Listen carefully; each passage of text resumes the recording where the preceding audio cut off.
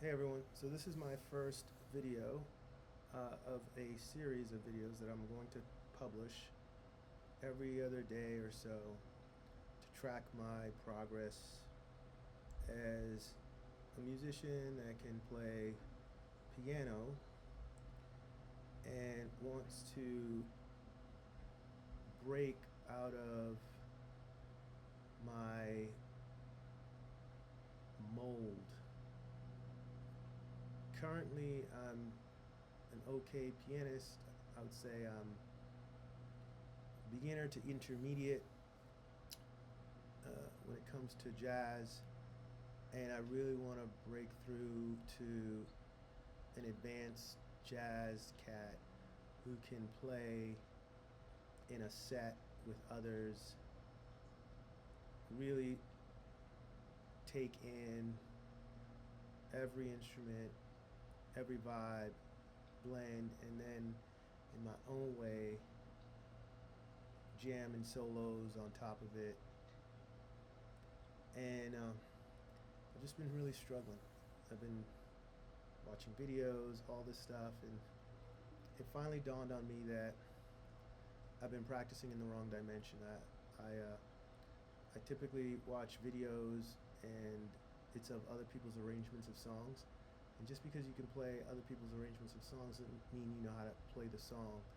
Whether it's looking at sheet music and being able to pick up how it's played, or even just playing by ear, which are essential for an advanced jazz pianist. So I have decided to cut looking at arrangements in my diet of learning and practicing, and now I'm just gonna go back to basics. And the outcome here is really watching myself grow, figure stuff out, and sharing it with y'all, especially those that feel trapped, like they keep playing but they never can cut through. So I'm gonna just sort of kick some concepts, ideas, and share them, and we'll see if we can grow together. And hopefully, out of all this, I might even just design a class. We'll see. I don't know. All right. So I think the most basic unit of any jazz song is a 2-5-1, right? So you can play on a C major scale, and the 2-5-1. Each of the notes on the scale are a number. So 1, 2, 3, 4, 5, 6, 7, and so 2-5-1 would be the second note of the C scale, which is D. 5 would be the G note, and then the 1 would be the C. So right. Um, and so I know how to play that. I really enjoy it. 2-5-1 is distinctively jazz, and if you use the left hand, you might play something like this, right?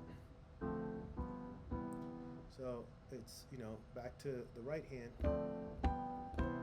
right? Okay. And so I've been doing that for a while, and I'll even play around with notes, just trying to get a feel. So I might do something like, you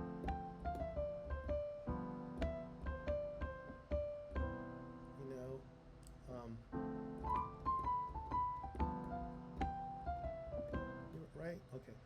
And I've been doing that forever, not realizing that for me to play with others, I gotta speak more languages, more scales, right? More progressions. And it doesn't mean I gotta change the 2-5-1, which is 2-5 and then 1. It just means I gotta change keys. So one of the things I've started to do is just start to move around in keys. So for instance, this is in the C major key, right? And then now I'm moving to let me go 4 notes down to F, and then I'll try a 2-5-1 there, right? And then I'll go 4 more notes to a B flat, and a 2-5-1 there would be, and then I'll go to an E flat major, right? And a 2-5-1 there would be, and then I'd go to the last, for me, it would be a D flat, and so that would be, right? So now, just in doing that and constantly practicing that,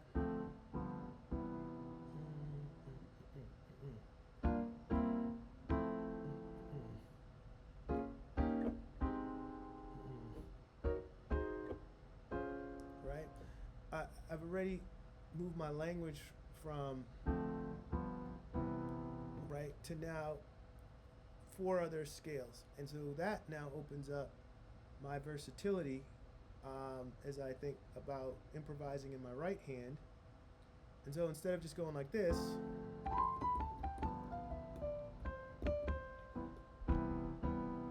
now I might bring in another 2-5-1, but in a different key, like this one being F major. So this one would be,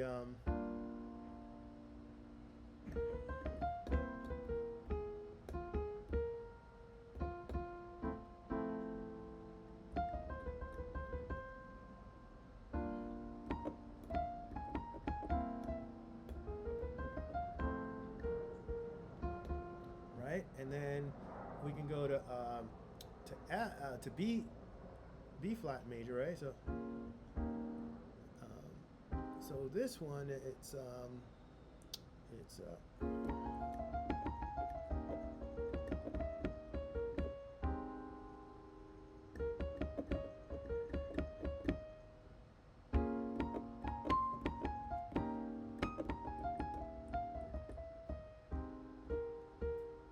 right?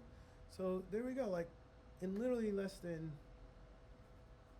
5 minutes, I've expanded my ability as an advanced jazz pianist more than I have for a long period of time just going around with this.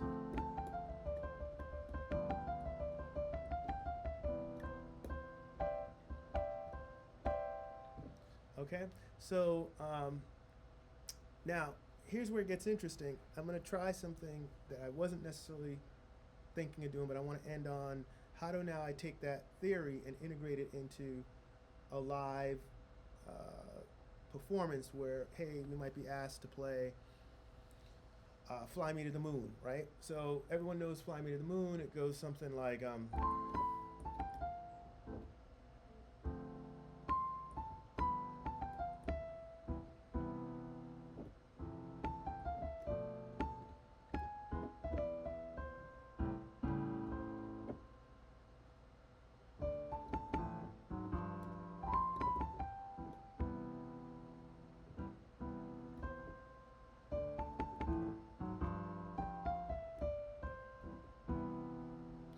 So that's sort of the basics of that tune.